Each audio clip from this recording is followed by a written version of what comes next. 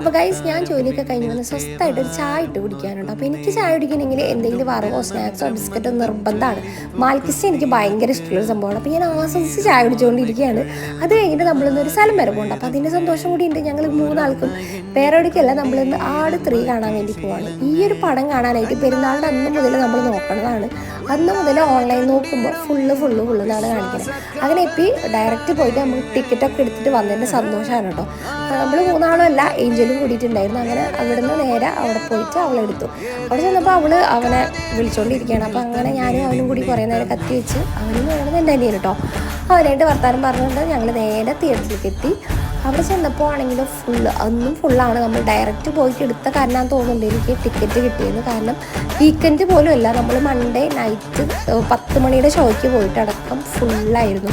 പടം എങ്ങനെയുണ്ടെന്ന് ചോദിച്ചാൽ എനിക്ക് ഭയങ്കര ഇഷ്ടമായി. എന്തായാലും പോയി ഒരു തവണ കാണാനുള്ളതുണ്ട്.